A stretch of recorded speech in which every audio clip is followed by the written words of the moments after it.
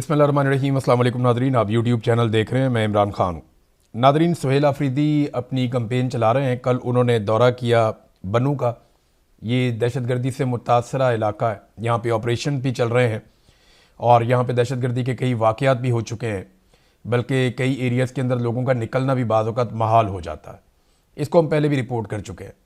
लेकिन यहाँ का सुहेल अफरीदी ने दौरा किया, बड़ी कामयाबी से वहाँ गए। बड़ा चार्ज किस्म का क्राउड था, लोगों में बहुत गुस्सा है, बड़ा जोश है और लोग बार बार डी चौक जाने की बात करते हैं, क्योंकि वहाँ पे साबिक वज़ीर आला अली अमीन गंडापुर लाशें छोड़कर आए थे।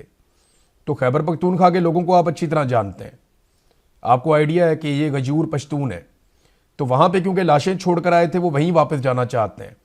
जहाँ पे भी सुहेल अफरीदी जाते हैं या अलीमा खानम जाती हैं, तो लोग उन्हें बार बार एक ही बात कहते हैं कि हम डी चौक जाना है, हमें डी चौक जाना है, डी चौक चलो। अब ये करते क्या है, किस तरीके से करते हैं, ये हिकमत अमली तो उन्होंने कहा कि हम एक हफ्ता पहले बताएंगे, लेकिन बड़ी तादाद में लोग निकले हैं। सुहेल अफरीदी के लिए जो एक बड़ा मसला है ना, वो ये नहीं है कि लोग कितने चार्ज हैं, ये भी मसला नहीं है कि लोग निकलना चाहते हैं या नहीं।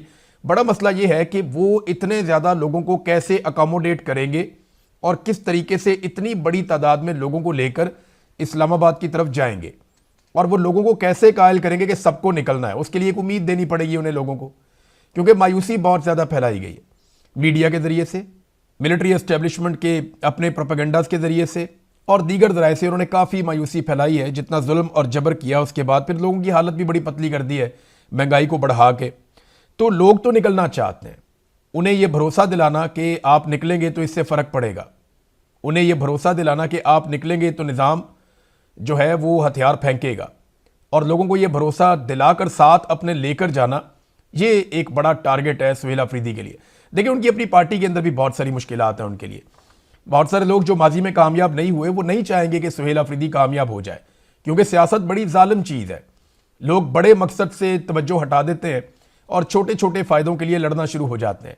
एक मिसाल है उर्दू में, जैसे कहते हैं कि अपनी बोटी के लिए किसी और का ऊँट ज़िबा कर देना, यानी अपनी एक बोटी के लिए पूरा ऊँट ही मार देते हैं। और यही कुछ सियासत में होता है, क्योंकि सियासत के सीने में दिल नहीं है। अब ना सिर्फ सुहेल अफरीदी के लिए जो बड़ा चैलेंज है वो ये है कि सबको इकट्ठा रखें, पार्टी के सारे लोगों को एक साथ शामिल करें, लेकिन कमांड अपने हाथ में रखें बैक वक्त, क्योंकि कमांड उनके हाथ से गई तो मामला सुहेल अफरीदी के हाथ से निकल जाएगा।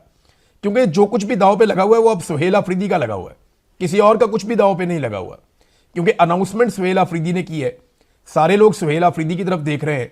इमरान खान ने सुहेल अफरीदी को कहा था कि स्ट्रीट मूवमेंट की तैयारी करो, लिहाजा सारा कुछ सुहेल अफरीदी का दांव पे लगा हुआ है। उनकी अपनी सियासत, उनकी इज्जत, उनकी ज़िंदगी, हर चीज़ दांव पे लगी है, और उन्हें सारों को साथ लेकर भी चलना होगा और साजिशों से भी बचना होगा।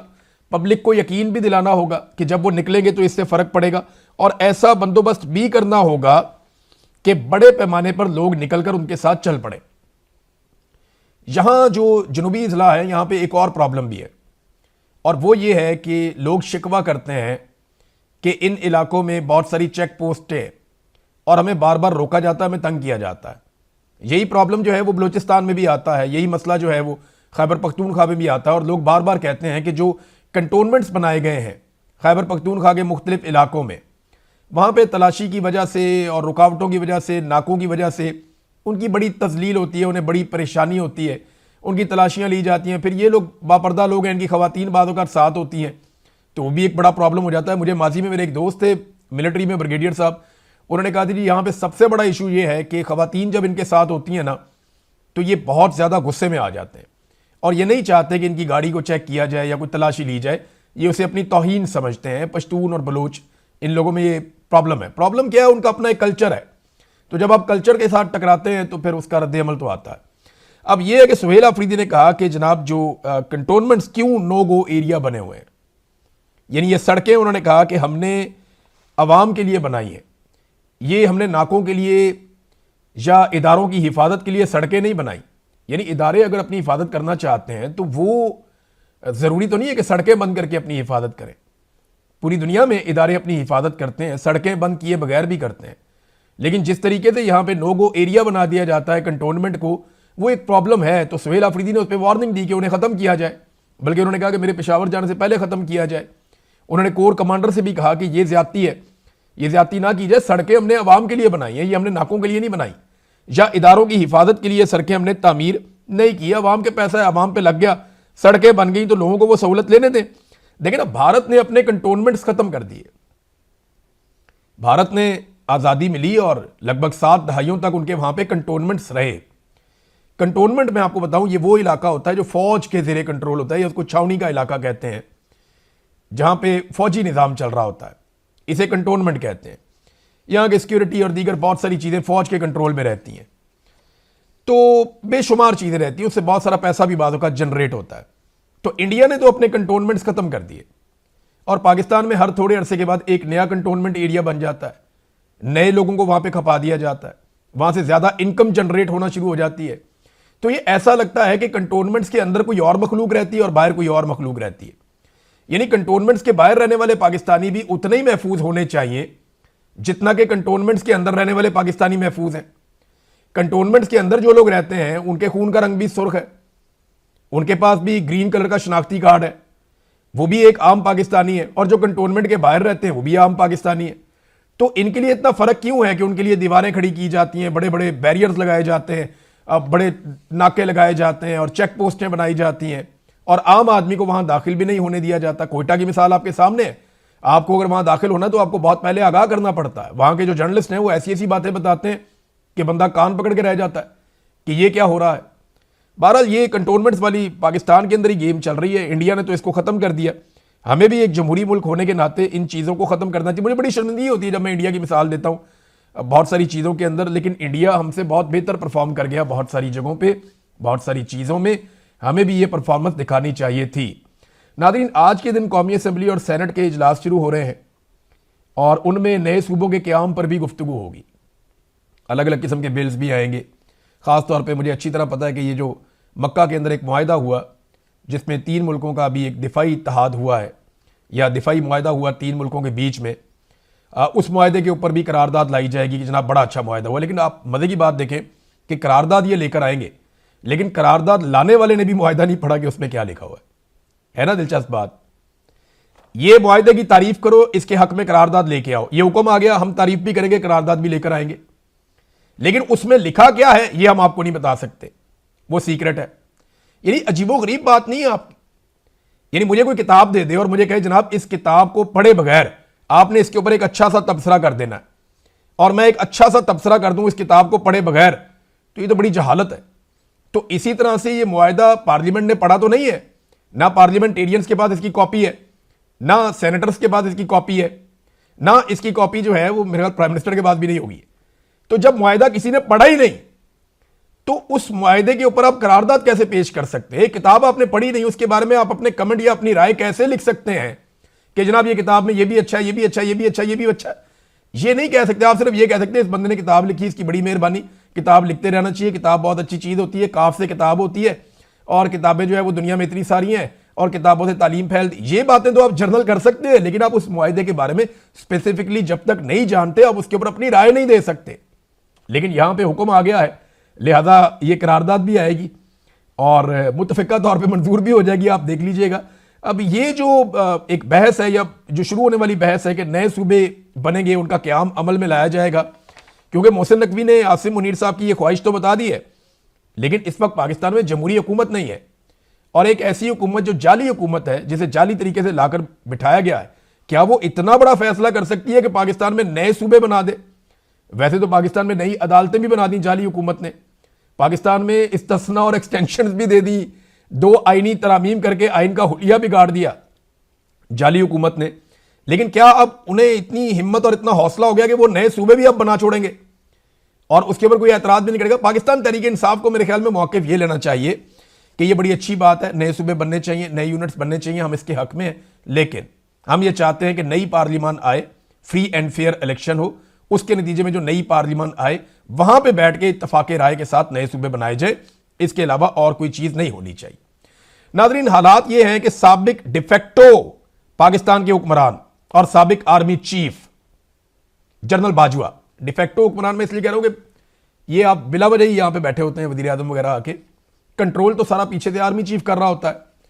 वजीर आजम तो बेचारा जितना मर्जी जोर लगाए, कोई अच्छा काम किसी एक महकमे में, किसी एक जगह पे, किसी दूसरी जगह पे वो कर लेता है, जब वो कोई काम करने लगता है उसको घर भेज देते हैं, निकाल देते हैं। जैसा कि इमरान खान साहब ने अपनी मर्जी से कोरोना वायरस के अंदर काम किया, बाकी चीज़ों में किया, तो इनको गुस्सा आ गया। इन्होंने कहा जी ये कैसे हो सकता है कि ये हमारी अप्रोच से बाहर काम करे। तो बाद में अपनी एक्सटेंशन के चक्कर में इमरान खान साहब को फारिग कर दिया। तो वो जो जनरल बाजवा जो पाकिस्तान से बहुत प्यार करते थे, बड़े मुहिब वतन आदमी है, मुहिब वतन के सारे सर्टिफिकेट उनके पास हैं, उनका इलाज जनाब दुबई में हो रहा है, सीएमएच में उनका इलाज नहीं हो रहा। मीडिया पे खबरें चलाई गई कि जनाब जनरल बाजवा के दुबई में टेस्ट हुए, मजीद कुछ टेस्ट होंगे, उनका इलाज वहां पे जारी है, डॉक्टर्स इजाज़त देंगे तब वो ट्रैवल करेंगे। आप अंदाज़ा करें कि साबिक आर्मी चीफ है, वो अपना इलाज पाकिस्तान में नहीं करवा सकता। जो पाकिस्तान का डिफेक्टो हुक्मरान रहा 6 साल तक, वो अपना इलाज पाकिस्तान में नहीं करवा सकता, और वो जाकर अपना इलाज पाकिस्तान से बाहर करवा रहा है। ये इन्होंने पाकिस्तान को दिया, सीएमएच ये इन्होंने पाकिस्तान को दिया कि ये अपना इलाज एक साबिक आर्मी चीफ पाकिस्तान में नहीं करवा सकता, उसे अपना इलाज करवाने के लिए भी बैरून मुल्क जाना पड़ता है। पाकिस्तान के सिस्टम पे भरोसा ही नहीं है। और ये पाकिस्तान का वो इदारा है जिसको सबसे ज़्यादा बजट दिया जाता है, और ये बहुत सारे झेली इदारे भी चलाता है, सीएमएच भी उनमें से एक है। वहां पे बेहतरीन डॉक्टर्स होने के बावजूद वो कहते नहीं हमने अपना इलाज बाहर से करवाना है। पाकिस्तान में इनको भरोसा ही नहीं है पाकिस्तान के सिस्टम के ऊपर। जो सिस्टम कोलैप्स कर गया है इनके अपने बकौल, उस सिस्टम पे ये भरोसा कैसे कर सकते हैं? हेल्थ से लेकर एजुकेशन तक, दहशतगर्दी के अमन अमान के मामला से लेकर सिक्योरिटी के मामला तक, आपकी इकोनॉमी के मामला से लेकर आपके टूरिज्म के मामला तक, आपके इन्वायरमेंट के मामला से लेकर आपकी मुआशरत के जो हालात हैं वहां तक, हर चीज़ कोलैप्स कर गई है। और इसको ठीक करने के लिए आपको एक कौमी इत्तफाक राय चाहिए, और कौमी इत्तफाक राय कौमी लेवल का लीडर लेकर आ सकता है। अगर आप पाकिस्तान में फ्री एंड फेयर इलेक्शन होने दें और एक हुकूमत बनने दें अवाम की मर्जी से, तो फिर कौमी इत्तफाक राय पैदा होगा। उसके बगैर ये हो नहीं सकता। नादरीन, कौमी इत्तफाक राय तो पैदा होगा या नहीं होगा, पाकिस्तान में और बहुत कुछ हो सकता है। यानी एक खबर थी और उसमें वो शाहिद अफरीदी का कसूर भी कोई नहीं है, मैं उसे ब्लेम नहीं करूंगा। उसका कुत्ता गुम गया, उसने ट्वीट कर दिया जी मेरा कुत्ता गुम गया, और मुझे उससे बड़ा प्यार है, हमने घर के फर्द की तरह पाला है, जिसको मिले वो मेरा कुत्ता जो है वो वापस कर दें। लोग उसका कुत्ता लेकर वापस आ गए, उसका कुत्ता उसे वापस कर दिया, वो खुश हो गया, उसने वीडियो बना दी कि जनाब मेरा कुत्ता मेरे पास वापस आ गया। वो खुश था, अच्छी बात है। किसी का भी कुत्ता घूमेगा वो कोई ना कोई इश्तिहार लगा देगा, पुलिस को बता देगा, या जिसके पास सोशल मीडिया का अकाउंट है वो उसके ऊपर लगा देगा। ये एक नॉर्मल चीज़ है। लेकिन पाकिस्तान के मीडिया ने इसे खबर बना के चलाया कि शाहिद अफरीदी का कुत्ता लापता हो गया।